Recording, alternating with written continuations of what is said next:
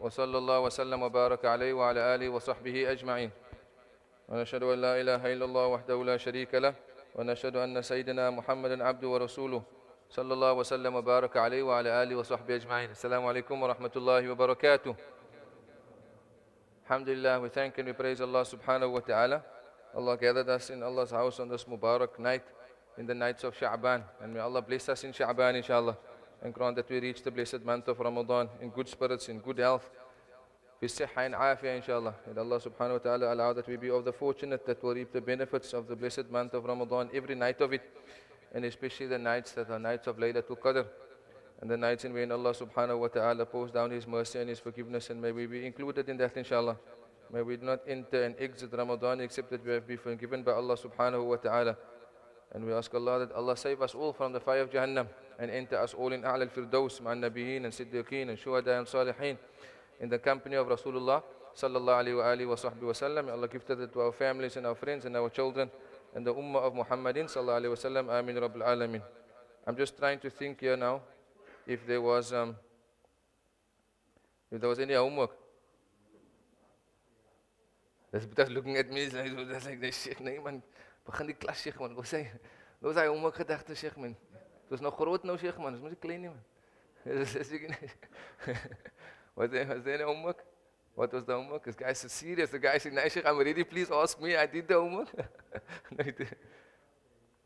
No? Oh, that was a very nice homework, eh? Subhanallah. That's a tough one, huh? I do like a guy who didn't do homework in school, I see, no? That was a tough one, eh? It was a hectic one. What was the homework? What was this? Remind us quickly about that. And for those at home, where's the camera? Over there. I don't know how we're going to check the homework, but yani, you must be truthful to yourself, inshallah. Yani, if you did the homework, alhamdulillah. If you didn't do the homework, you probably owe me a meal in Makkah, or maybe in Medina, or rather not, you owe me a meal in Azizia, because it's not so good there. We'll speak about that later, inshallah. I'm just giving you an idea how bad it is. Oh no, I'm not supposed to say that, right? The recording, astaghfirullah. No, it's good, inshallah, it's good. Yani, yeah, let's just get back to it. What's the homework again? When was the occasion? There was a few occasions where the Prophet ﷺ raised his hands, right? So generally in how you make dua is like you put your hands together or you leave your hands separated, right? The elderly used to say you don't keep your hands separate because then the barakah falls down. It's not as literal as that, but it also makes sense of what they're saying, right? It's not as literal as they would say it is, but it also makes sense to what they're saying. Because remember, Allah's mercy is descending, and then after you wipe it over your face and so on. It's all in the spiritual realm, right? It's all basically to that effect. But generally, you don't make dua when you raise your hands, right? I don't know if you've noticed. It's actually part of the Sunnah. It's not a Cape tradition, right? It's not a Bay Khalufi.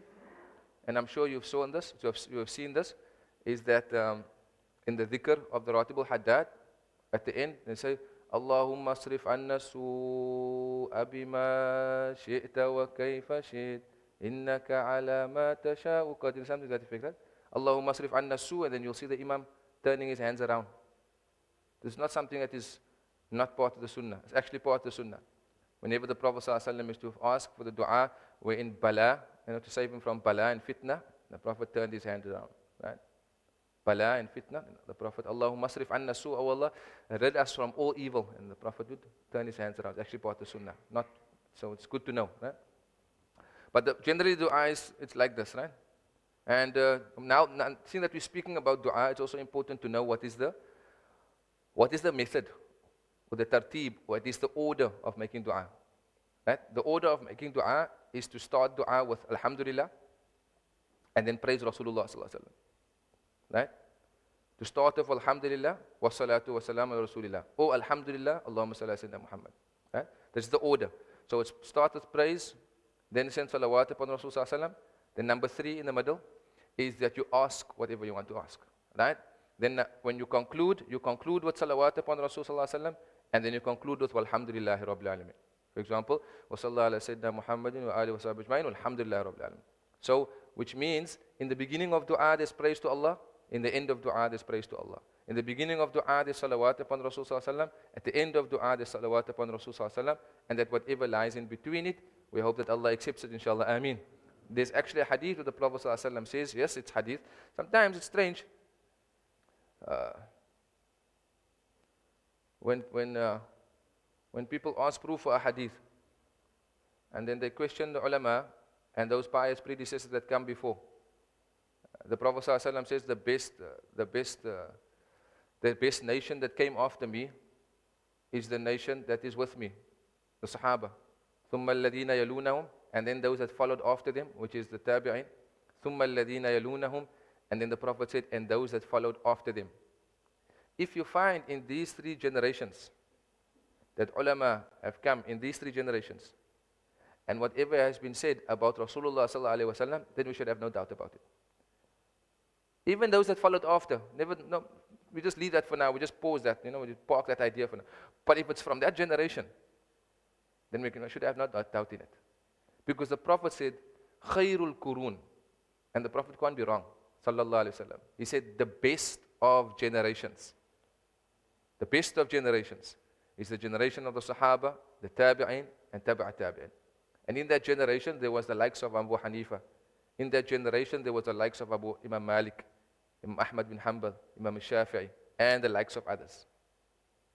So when we're reading something to what they are interpreting and instructing us about and reminding us about, then indeed we shouldn't have any doubt in it. One of our teachers, Habib Muhammad, actually said the other day, he said that, okay, let's say I give you the proof. Are you going to act? Let's say I give you the proof of what I'm saying. Because you don't necessarily have to give a proof if you already, confirm that what you are saying is from Rasulullah sallallahu alaihi wasallam. So let's say you have doubt and you want the proof. And if I give you the proof, are you going to act upon the hadith? He says, if I'm going to give you the proof and you're not then going to act upon the hadith, then don't ask the proof. But if you're asking for the sake of you wanting to implement, then Bismillah, by all means, then we're going to give you the proof of what is mentioned in the hadith of Rasulullah sallallahu alaihi wasallam. Now, so the Prophet sallallahu alaihi wasallam says that if a dua doesn't start and end with Allah's praise, and the dua doesn't start and end with the praise of Rasulullah sallallahu alaihi wasallam, then that dua hangs in the heavens. It's a hadith sallallahu alaihi wasallam. The dua is suspended, is actually the word. The actual word of the hadith says it's suspended in the heavens. Why is it suspended? Because it doesn't go beyond the heaven to reach Allah subhanahu wa ta'ala. Because there's something short in it. There's something you never did, which is part of the prerequisites of making dua, which is praising Allah in the beginning, praising Allah at the end, sending salawat upon Rasulullah and sending salawat upon Sallallahu at the end. So there was a few occasions where the Prophet actually spread out his hands wide, high up, and raised his hands, and some occasions actually he would raise his head, sallallahu alaihi wasallam. One of those occasions were when we mentioned last week, what was it? The multazam. So it was a bit different. It's similar but different, where the Prophet placed his hands against the Kaaba and placed his face, his cheek Mubarak against the Kaaba and raised his hands, and then he prayed dua, because it's a time of mustajab. There's another occasion. There's a few. Can you mention anyone? Did you find one? Badr? The Battle of Badr, the Prophet ﷺ, there's a tradition where the Prophet ﷺ prayed dua all night. Remember, we don't want to go into too much detail, because we have a lot to cover today. On the Battle of Badr, the night before the event. So the Battle of Badr took place on the 17th of Ramadan. So the night before and the day before, the Prophet ﷺ walked around Badr, and he indicated to the Sahaba who's going to die there, who's going to die there, who's going to die there, and the ayah was revealed about victory for the next day. So he already knew what's going to happen. He already knew, sallallahu alaihi wasallam, who's going to die where. But yet all night, Sayyidina Ali radiallahu ta'ala said, all night, even though there's victory tomorrow, the Prophet, there's a beautiful lesson the Prophet sallallahu alaihi wasallam is teaching us about no matter how successful you think you are, you still need Allah. No matter how you know that tomorrow is a definite for me, it's 100% guaranteed, this deal is definitely going, you still need Allah. You still need Allah in every situation, subhanahu wa ta'ala. Even though you know you're going to pass tomorrow. The teacher said, you know what, even if you come or you don't come to exams, you're going to pass tomorrow. It's not like that over here now. You must do homework now. But the Prophet, yet he prayed dua, again proving his servitude to Allah subhanahu wa ta'ala. He prayed dua, Ya Hayyun Ya Qayyum, Ya Hayyun Ya Qayyum. He raised his hands And he cried before Allah, cried before Allah subhanahu wa ta'ala. He already knew he was going to be victorious. But he cried before Allah subhanahu wa ta'ala. Why? Because of the humility and humbleness and brokenness before Allah subhanahu wa ta'ala. Inshallah, we'll visit Badr together, inshallah, ameen. Ameen, say ameen, say ameen. That was another occasion. There's another one? 2 more, 3 more. Anybody? The dua for rain. Naam, the dua for rain. So it's a long discussion about the dua for rain. The Prophet raised his hands for the dua for rain. But at the same time, there's many other things that were part of the Sunnah in that raising of your hands. Is that you have to wear thiyab badila, you have to wear ordinary clothes, right? Part of Sunnah. And you have to wear your clothes inside out. So not like this. You have to turn it inside out. And then make dua. Why inside out? And why raise your hands? It's because when you are in need, you must show that you are in need. You need to show that you are in need. And you need to show that you are so much in need of Allah subhanahu wa ta'ala that you're coming to Allah subhanahu wa ta'ala in any condition, no matter what my condition is. So about the sunnah is actually to come with thiyab badila, with normal clothing, not expensive clothing, normal clothing, and to wear it inside out, again a sign of brokenness. Anyone else? Another one? You know, there's a beautiful one that you miss every day. The Badr one you can miss, maybe, because we weren't there. The rain one comes now occasionally, now and again, and maybe we cannot implement that one. But there's one that you can actually implement every day. The multazam one, maybe you can't because you're not in Makkah. But there's one that you can actually implement every single day. 5 times a day actually if you want. Is after praying, after performing wudu. After performing wudu, the Prophet ﷺ faced the Qibla. It's actually part of Sunnah to face Qibla when making wudu, just by the way. Right? If you can't, it's no problem. But if you can, then it would be good if you face Qibla when making wudu. And after the Prophet ﷺ when he performed wudu, the Prophet ﷺ would raise his hands and he would make the dua. Allahumma ja'alni min at-tawwabina wa ja'alni min at-tahirina wa ja'alni min ibadika as-salihin. And. All that. Long du'as, many other du'as. Nice sunnah to implement. No? Someone sees you do it, it will be a lesson for that person. I'm going to give you an example. One day the Prophet ﷺ, so there's a da'wah that is called da'wah mu'amala, the da'wah of interaction, without speech. How you can assist somebody without speech. It's also part of da'wah. Assist somebody without speech, kindness, generosity, etc. You know, showing how beautiful Islam is, etc., etc. So it's da'wah mu'amala, visiting somebody. MashaAllah. I'm just thinking now, Mr. Jamie, we skipped a Tuesday, so we owe somebody a Tuesday. We usually do a Tuesday house visit. That's da'wah mu'amala, visiting people, visiting Sikh, visiting communities. So da'wah mu'amala is also important. You know something that somebody else don't know, but you don't know how to bring it across. So you do something in his presence so that he can see what is right. Da'wah mu'amala. So one day Sayyidina Ali radiallahu ta'ala and saw one of the Sahaba making wudu wrong. He saw him making wudu wrong.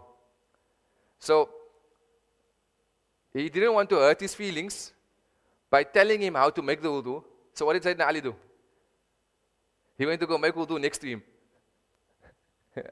He went to go make wudu next to him.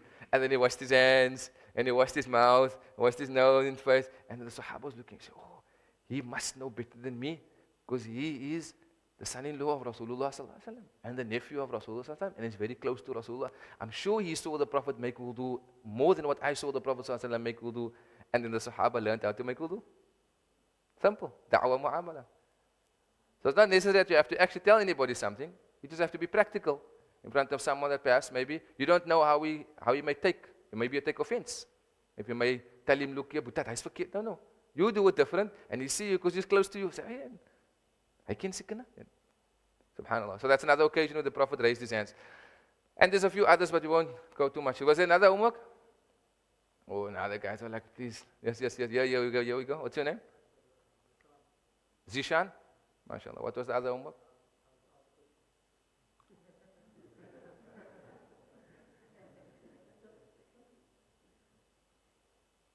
Yeah, Bismillah. So it's not homework, guys. Not homework. So the other was like confused, like the guys. You almost got hurt now. They were thinking, like, look at this boy. We got no other homework, and he's making up homework. Yeah, Bismillah. What was the question?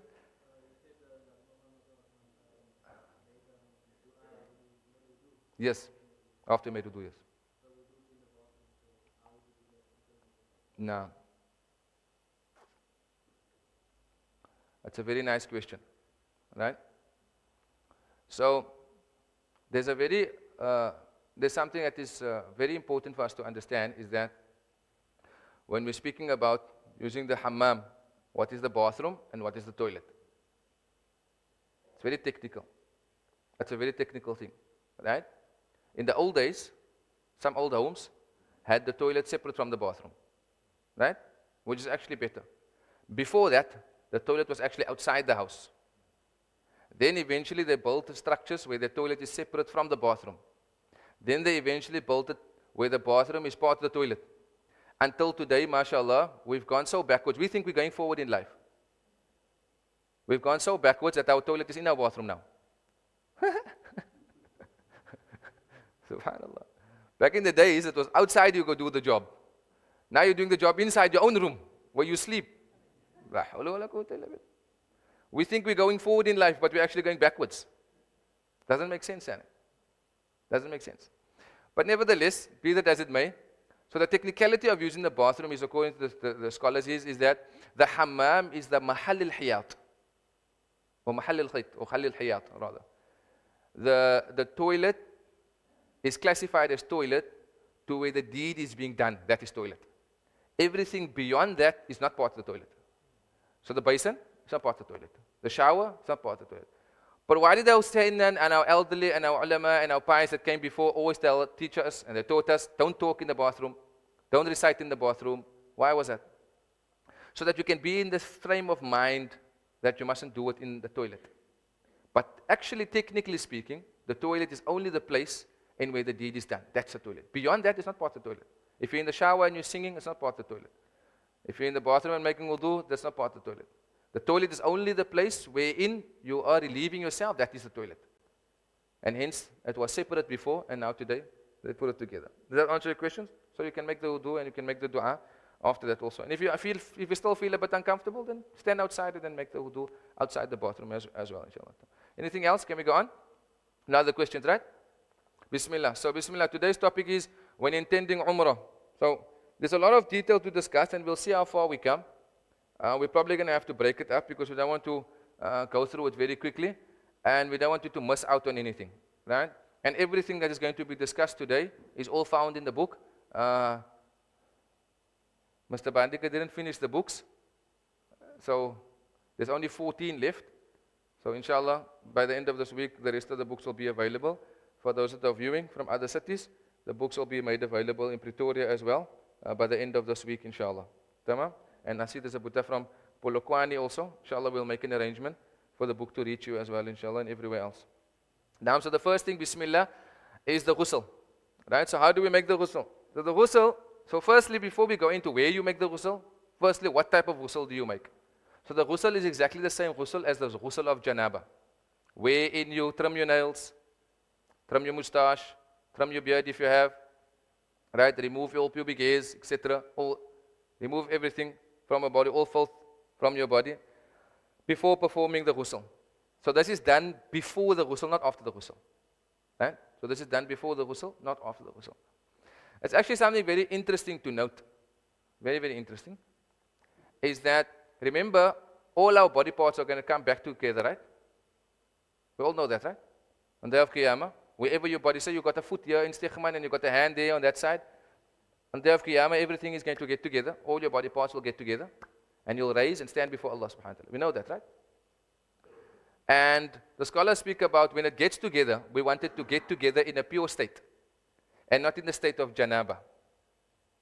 And hence they say, it will be against the sunnah to be trimming your nails if you are in a state of janaba. It will be against the sunnah to be trimming your moustache and trimming your nails and removing your pubic hairs. If you are in a state of janaba, then make the ghusl and then do all that cutting, because now you are cutting dirty nails, and you are cutting and you are removing dirty hair, and you understand the technicality in it? You are removing hair that has janaba on it. You're removing nails that has janaba on it. So when the body parts get together, then you are calling upon body parts to be filled with janaba. Hence that if you're in a state of janaba and you require a farad ghusl, for example, a lady just comes out of a hayd as an example, or you shared a relation with your wife, for example, and you need a janaba and you have in a state of janaba and you require a farad ghusl, First perform the ghusl and then trim your nails. But if you're not in the state of janaba, then you remove all the nails and you remove the mustache, etc., etc., in a pure state rather than being in a state of janaba. Khair? And then you make the niyyah for ghusl. Khair? So where is this ghusl performed? So there's two scenarios over here. This ghusl is performed, this ghusl of ihram is either performed at home, if you're leaving from home straight to Makkah, or if you're in Medina and you're leaving from Medina to Makkah. Two different situations, two different scenarios. This is when the ghusl is performed. We're all on one page, right? So you perform either the ghusl at home if you're going straight to Makkah, or you perform the ghusl at a hotel in Medina if you're going from Medina to Makkah. Then you make the niyyah. I intend to perform ghusl for ihram lillahi ta'ala. I intend to perform ghusl for ihram lillahi ta'ala. But what if I require a double ghusl? Just before I made my ghusl, I just came out of the state of my haid. So now I need to make my ghusl for ihram. And I'm free from my haid. Should I ghusl twice? Bath, come out of the bath, go back in the bath. No. You just make one niyyah. And that would be the farul niyyah of ghusl, of removing yourself from haid or janaba. And then you add to the niyyah and the sunnah ghusl of ihram. And the sunnah ghusl of ihram. So you make two niyyahs in one bath. You don't have to go bath twice. Right? Allah la ilaha illallah. Where is that now? No. The niyyah ghusl for ihram. After one applies up. So again, what's also important is that this question comes up often, is that you are not allowed to use any scented things after performing the niyyah for the ihram or the niyyah for the umrah. So you must listen correctly, right? You are not allowed to use anything scented once you make the niyyah for the umrah, not for the ihram. So where is that niyyah made? That niyyah is made once you reach the miqat. So for example, if you're leaving from Medina to Makkah, the miqat from Medina to Makkah is called Bir Ali or Dhul Hulayfa. That is where, from that point on and further, you're not allowed to use anything scented. Anything perfume, anything scented, roll-on, etc., etc. Anything before that point, even if I'm in my ihram physically, I'm technically not in ihram. Do you understand? You understand, right? Everybody? We're good, huh? So, we are physically in ihram, but I'm not technically in ihram. I'm only technically in ihram when, once I reach the miqat, make my niyyah, and pass the miqat after, that's when I'm full now in ihram. Anything prior to that, I'm not yet in ihram. So why did the elderly teach us to use sunlight soap? Oh, subhanAllah, I use sunlight soap on my...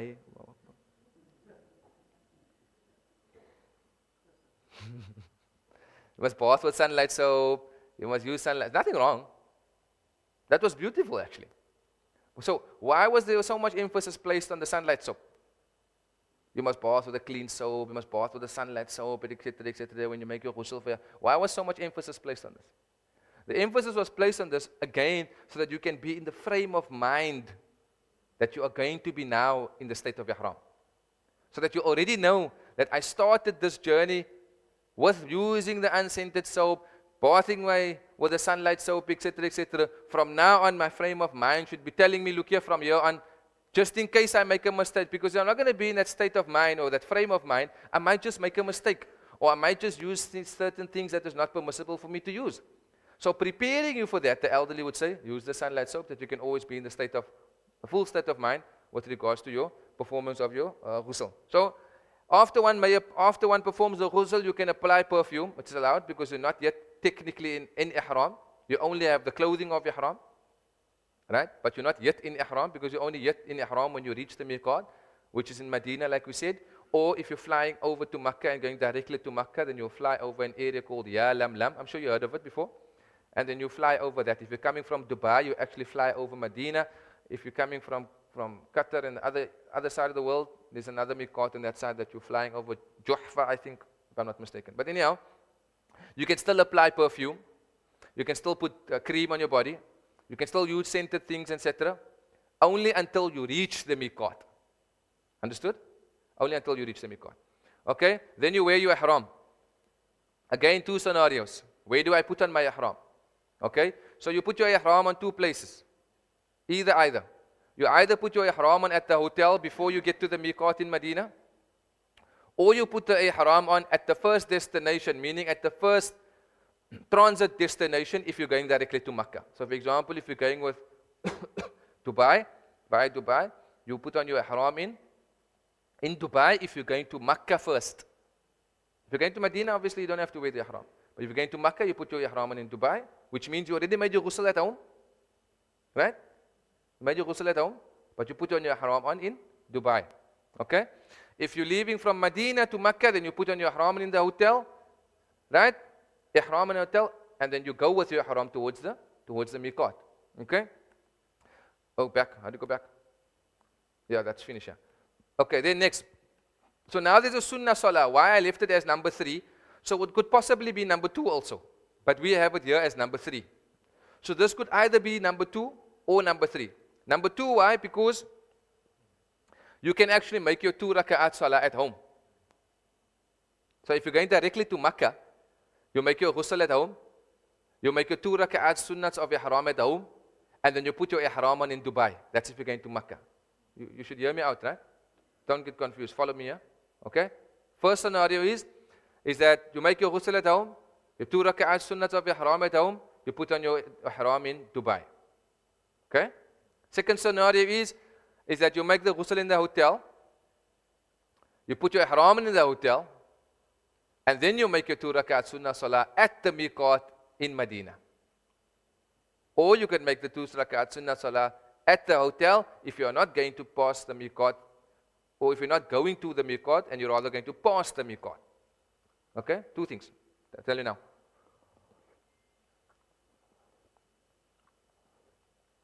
So you can either go to the miqat and make your 2 rak'ats over there, right? Or you can pass the miqat, which means you must make the 2 rak'ats in your room. Why do I say pass the miqat? Because if you're going by the train, you don't necessarily have to go to the miqat because the train does go past the miqat. It will announce, we are now passing the miqat, which means you've made your sunnahs in the room. But if you want, you can do the whole thing all together.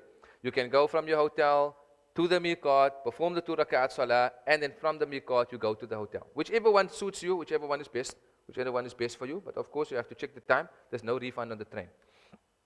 Right? So the sunnah salah that you make, I intend, nawaitu usalli sunnat salatul ihram rak'atayn lillahi ta'ala. I intend to perform the sunnah salat of ihram lillahi ta'ala. Must I be in ihram to make the sunnahs? No.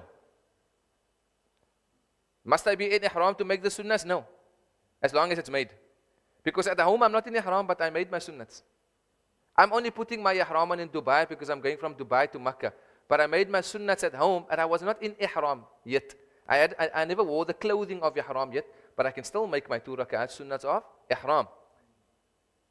Now, but when I'm in Medina, it will be easier for me actually to make my ghusl, put on my ihram, then make my 2 rak'at sunnahs of ihram, either in the hotel or at the miqat. Is that understood? Are we going to fast? No, it's fine, right? Okay. Just to recap, so it's the ghusl, the ihram, the sunnahs of ihram. And now the niyyah. So when do you make the niyyah? So you make the niyyah when you reach the miqat. So there were those that maybe have version 1 of this book that we have. Version 2 was a edited version. There was like 2-3 words that were edited by some of the ulama, just for the sake of removing confusion. So I remember in the first edition of this book, we had the word, the one who passes the miqat. So one of my shaykh said, actually take that word out and rather put reach miqat. Because you might just be confused, because you might just pass it and miss the miqat after you pass it. Because actually you need to make the niyyah when you reach, not when you pass. Because if you pass, it's too late. Right? But when you reach, that's important. So when you reach the miqat, either Bir Ali or any other miqat, then you make the niyyah. You'll either fly over it, or you'll drive past it, or you'll stop at the miqat. Now you make the niyyah, and the niyyah is, I intend to perform Umrah. Oh Allah, make it easy for me. Oh Allah, accept from me. I intend Umrah in the state of Ihram, Lillahi Ta'ala. It's a very long niyyah. You can shorten it down. You can just say, Oh Allah, I intend Umrah in Ihram, Lillahi Ta'ala. Bas. Right? That's it. Now you are completely in the state of Ihram. Which means that your wife is haram for you, perfume is haram for you, and. Right? We'll speak about all that prohibitions. Right? And if those prohibitions are done by you, then obviously a penalty must be paid, and that discussion we'll have on another day. What is the penalty, and when is this penalty due to me? And if I do, what will this penalty be due to me? Right? We'll speak about that again. Tamam? So to recap, so it's Ghusl, Ihram, Salah, the Niyyah when you reach the miqat. Now we go on. So what next? I made my Ghusl, I made my Niyyah, I made my Salah, I made my Niyyah for Umrah when I reached the miqat, and now after my Salah, I recite Labbaik Allahumma Labbaik, Labbaik la sharika laka Labbaik, Innal hamda wal ni'mata laka wal mulk, la sharika lak, and now the focus is Allah. May our focus always be Allah, Ameen. When you come to the masjid, your focus is Allah. When you leave your home with your left foot, you are actually saying to Allah, Labbaik Allah, yeah, I am going towards you, Allah. Like you came out tonight, you left your home, and you said to Allah, Labbaik Allahumma Labbaik. Oh Allah, I'm going for you now. I'm going towards you. This invitation is different to the invitation of the masjid. Even though the masjid, Allah is still the host. Allah is still the host here. This invitation is a bit different. Because this invitation is a special hosting by Allah at His Kaaba, at Allah's home. This is also Allah's home. All the masajid is Allah's home. The whole earth is Allah's home.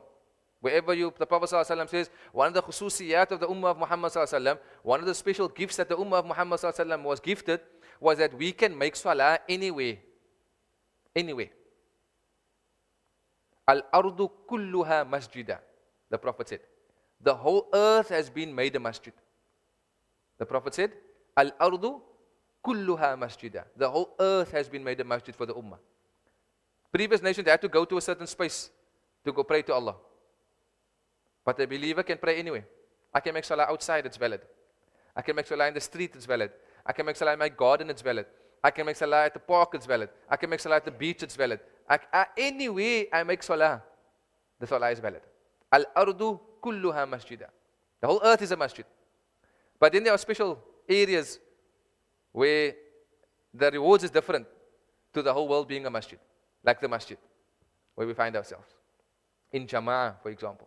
And of course, like the words, the Baytullah, which the Prophet ﷺ expressed to us in the hadith, the 100,000 rewards that received when standing before the Baytullah. So the reward is different. So now when you recite this Labbaik, you are now being a special guest of Allah subhanahu wa ta'ala. So you recite the Labbaik. Labbaik Allahumma Labbaik. Labbaik la sharika lak Labbaik. Innal hamda wa ni'mata laka wal mulk. La sharika lak. After reciting the Labbaik, the Talbiyah a few times, 3 times, you now recite salawat upon Rasulullah sallallahu alayhi wa sallam.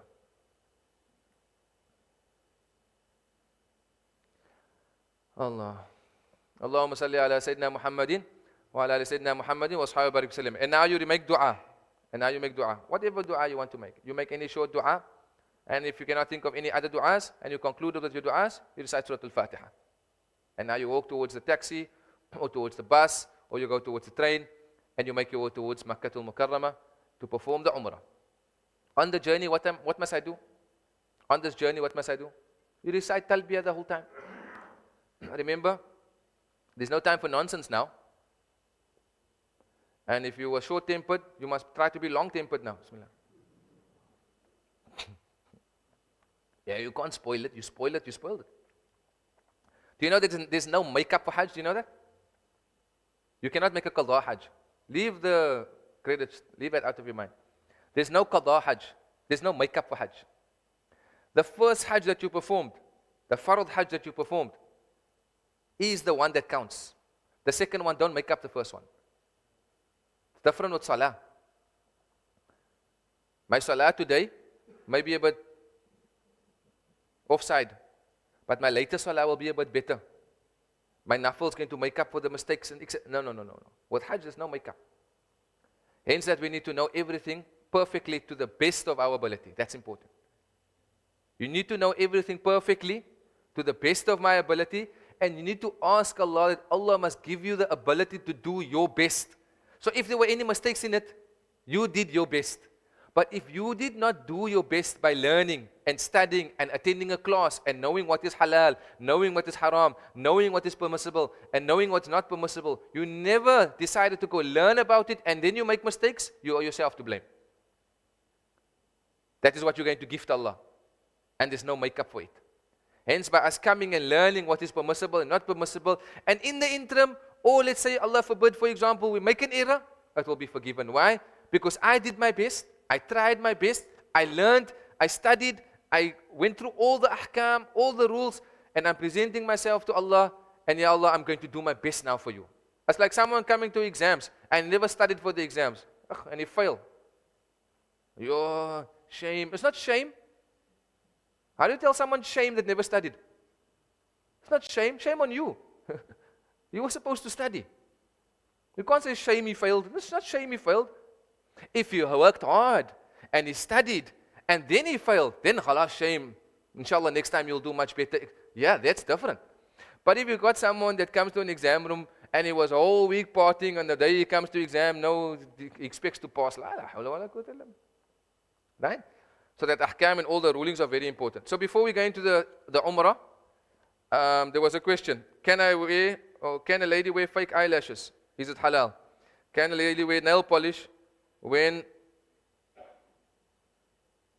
I don't know what this word is, for Hajj and Umrah? So firstly, with regards to eyelashes, ya la bas, bismillah. You want to put eyelashes for the husband? Bismillah, no problem.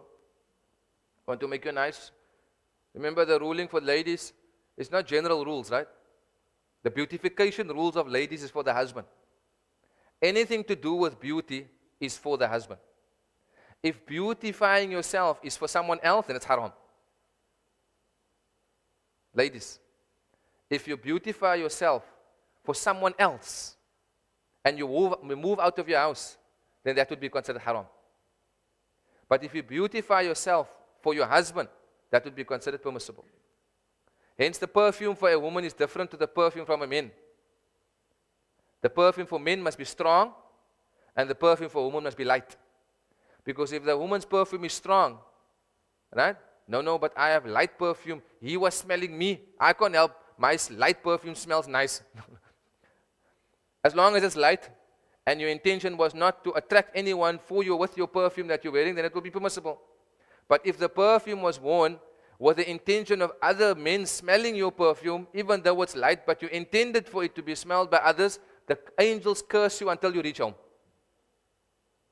The angels curse you until they reach home, according to the hadith of Rasulullah. So it's very dangerous. So the person asked the question, can I wear eyelashes? La, bas, no problem. Want to wear eyelashes? No problem. What's the eyebrows? You put eyebrows, no problem. Put eyebrows, put lips, put mustache, put whatever. No problem. Put anything, no problem. But for your husband, it's allowed. When making wudu and the water doesn't go through it, then remove it. When making wudu and the water doesn't go through the eyelashes, meaning it doesn't touch your eyelids. There's eyelids, right? What's this? Eyelids, huh? And it doesn't touch your eyelids or doesn't touch your skin of your eyebrows, then you must remove that and put it back on. Similarly with a nail polish. So someone asked one of the mashayikh, can I wear breathable nail polish? Breathable nail polish. Labas yani. Breathable, non-breathable, plastic, no plastic. Whatever it is, no problem. As long as the water touches the nails, when making wudu, whatever you wear is permissible. Understood? So if you have a nail polish that's breathable, and with certainty 100% that water is going to be touching my nails, with no doubt that I'm going to make salah, and I'm not going to have a doubt in my mind, did the water now really touch my nails when I made wudu? Because if the water did not touch my nails, or did not touch my eyelids, or did not touch between my eyes, or did not touch the skin of my eyebrows, or did not touch the skin on my face, then the wudu is invalid. The wudu water must touch the skin. So someone asked another question. The other question is, okay, so let's finish this one. So yes, you can wear the eyelashes, no problem, bismillah. Remove it when making wudu, it's fine. Nail polish and things, yeah, bismillah, no problem. Remove it when making wudu. Can you wear it on Hajj and Umrah? Yani, if you're going to be attracting people by wearing the nail polish, avoid it. If you're going to be attracting people by wearing nails, eyes, then avoid it. Right? So, you know yourself, and that's how it is. Tamam? The other thing is that someone asked the question, is that with regards to the wudu, can I use the spray gun to make the wudu? That's become such a popular thing now, as hitting the market. If you have no business, if you've got nothing to do and you have no work, here's a job for you. Wallah, you'll make lot money. You'll make lot money. Sell wudu spray bottles. You'll make lot money. Because everybody's using wudu spray bottles. And if you still don't have work and you didn't use my idea, then you're only yourself to blame. Everything is marketing now. Everything. You should have a wudu towel. Hajj wudu towel for sale. Bah. Sell millions. Just because it said Hajj on there. Hajj wudu tap. That Hajj wudu spray gun was sold by Chinatown for 5 rand long time ago. Just because you put Hajj on, mashallah. Anything to make money, no problem, bismillah, as long as halal. If you still don't have a job after Hajj and you still never made lot money, then you're yourself to blame. Why do you think the Imam have such a nice pad here, subhanAllah? All these ideas we used already. We're tired of it. Mr. Jamie, they're not thinkers, huh? They're not thinkers. So you can use the spray gun. You can use the spray gun, no problem. Can I use the spray gun? Must I only wash the farald? Like, we're doing already something that we're not using a tap where the water is flowing. Now at the same time, we want to cheat the system by only washing the farald. What difference is it going to make if you wash the farald and leave out the sunnah? Wash everything. You're using a spray can anyway. You're not going to waste the water anyway. When you make wudu at home, you waste the water when washing the wudu with the sunnahs and washing the mouth and the nose. You're wasting all the water. But when you use a small spray can, no, I don't want to waste the water. Really? Wash your hands properly. Wash your mouth properly. Wash your nose properly. Wash your face. Use everything. Wash your whole body. Make the full wudu. Why must you? Because it's a spray can, I must only wash the farad. No, don't work like that. Make the full wudu when you're washing the entire body, and making sure that what is important, the point I want to make here is, make sure that every body part is wet. That is important. Whether you're using a spray can, whether you're using a bottle, I will show you actually, inshallah, if you go with me one day to Makkah, inshallah, and Hajj, inshallah, may Allah take us all, ameen. I will show you how to use a bottle. You bite the bottom of the bottle, and you leave the lid slightly open, and you turn the bottle upside down, and then the water come out a little bit. You with me? You bite here, make a hole here. You put this on a brick. You open the lid. I'm showing you now. No? I'm going to charge you for this. I'm going to invoice you. You open the lid a little bit, and then the water will come out slowly. For this water, this little water, I can make wudu. Hatas make wudu. Siyat can make wudu. 3-4 people can make, not a normal wudu. We can all make a full wudu. You know Rasulullah made wudu from 250 mils? This is how much? This is 330 mils. The Prophet made wudu from 250 mils, and there was still water left. And the Prophet made a ghusl. Ghusl, no? Listen. He made a ghusl from 250 mils, which is what? How much is that? The Prophet made a ghusl with a liter water. Ghusl. You want to cut down on the sunnahs because you're using a spray can. The Prophet made a ghusl with a liter water. Don't make sense. And whoever's teaching that, Allah knows best. May Allah guide them, inshallah. Subhanallah. You want to stand before Allah, but you don't want to follow Rasulullah. And the most beloved to Allah is Rasulullah. The most beloved to Allah is Rasulullah. But you want to stand before Allah without Rasulullah. You cannot do anything without him. You cannot beautify anything without him. You cannot perfect anything without him. You cannot make a perfect salah without him. You cannot make a perfect dua without him. You cannot make a perfect wudu without him. Sallallahu alayhi wa sallam. He taught us there's no Hajj without him. We didn't know how to make tawaf except that we learned it from him. We didn't know that we must kiss the Hajar al-Aswad except that he taught us. We didn't know that we must make dua at the Multazam except that he taught it to us.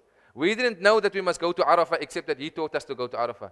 We didn't know that we must go to Mina except that he taught us Mina, Muzdalifah, Jamarat, eat in, and he taught us everything. Now I want to leave him out? It don't make sense, right? Now, so that is now the ghusl, the ihram, the performance of the wudu. Yes, you can use the spray can to perform the wudu. There's a few minutes left. What time is Adhan? Just before we get to a question, what time is Adhan? 9:02. Yeah? Hajj, yes.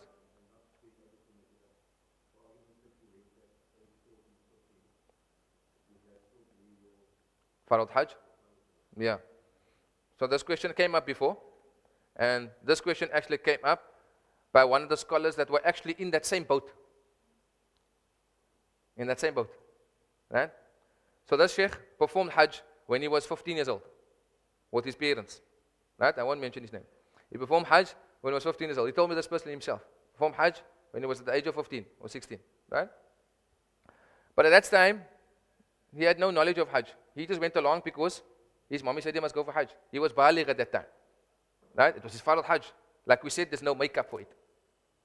Years later, when he increased in knowledge, understood why he actually went for Hajj, he didn't actually know what was the Hajj all about. Right? He then went to go perform another Hajj. Right? That Hajj, he never made a badal because you're allowed to perform a badal Hajj on behalf of somebody if you performed Hajj already. That year, he never performed a badal. And that year, he performed his own Hajj again. In hope that Allah subhanahu wa ta'ala will accept the errors that were perhaps maybe made when he was younger and he never understood the Hajj. So that's different. That's different. Why is it different? Because he did not know about the Hajj then. He did not know about the Hajj then. He did not know what's it all about. He did not know what's the faraid all about. He just went along. Whereas if you know about the Hajj and you do not study about the Hajj, and you are able to study about the Hajj, then it's different. Then your first Hajj cannot be made up. But of course, Allah knows best. And may Allah accept us all, inshallah, amin. May Allah accept the first and the last, inshallah, amin. And if there were any errors, may Allah forgive us for that, inshallah, amin. The point we're making, and it's a very good question the uncle asking, is that the point we're making is that we shouldn't be taking it for granted that I'm going for Hajj and I'm just going to go along the way. And I'm just going to go with the flow. We need to make an effort to want to study, and also our children, they need to also make an effort to want to study and want to learn about the Hajj. But we ask Allah that Allah accept all our Hajj, inshallah. That which we are aware of and that which we are also unaware of, inshallah. Amin. Yes?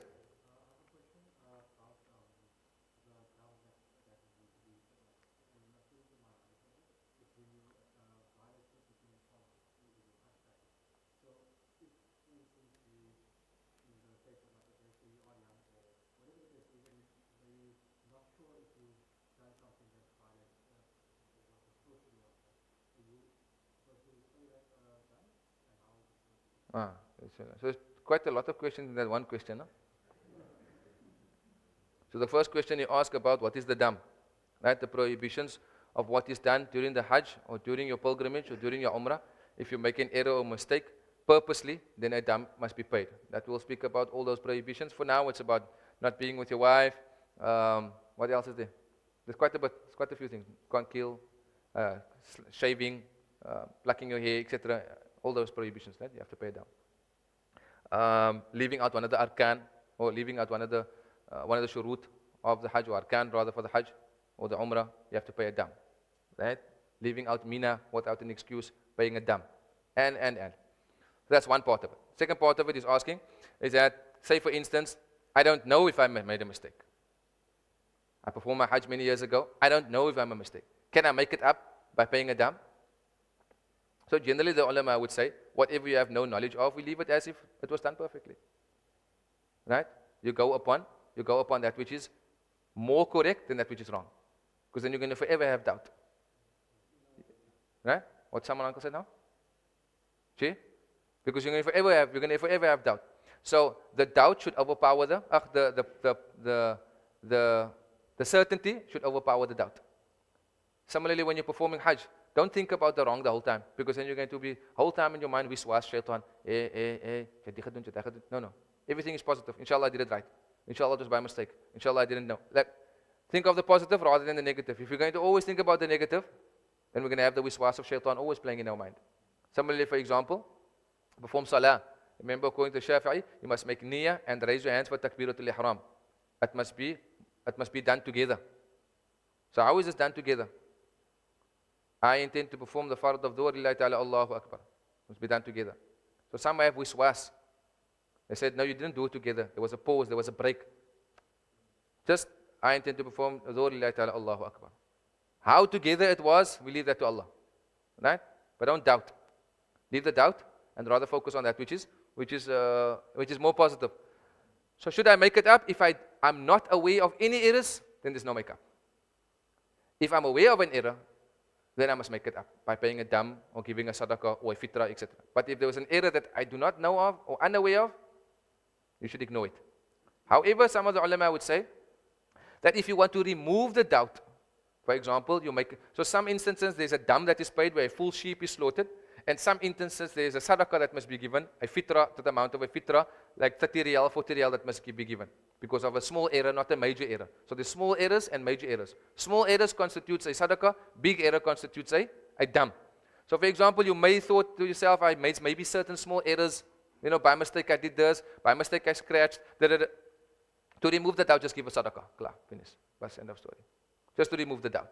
Do you have to? No. Is it necessary? No. But just to remove the doubt from your mind so that you can be positive at all the time, then just make a sadaqah in that instance. With regards to the dam, it's not necessary, only if you're certain that you have done an error in that thing. Allahu Akbar. It's going to be adhan now. We're supposed to make tawaf today.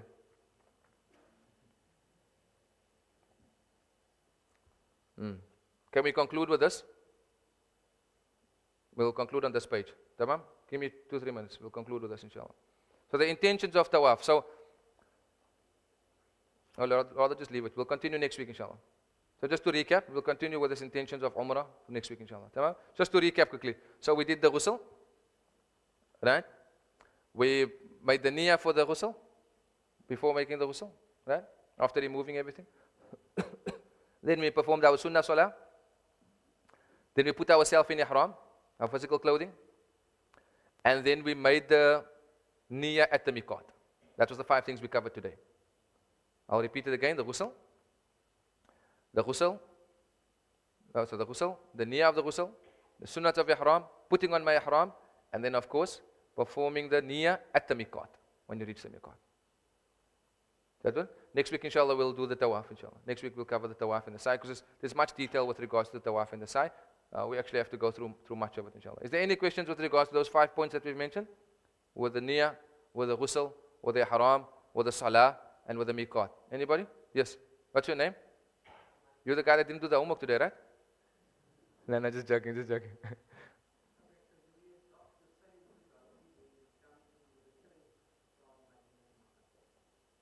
Yes.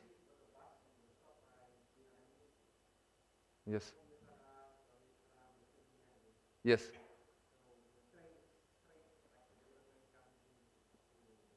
Okay. So that's a question the uncle's asking, very important one. So for example, you're in Medina. We're all in Medina. May Allah take us to Medina, inshallah. Say, Ameen, Ameen, inshallah, Ya Rabb, Ameen.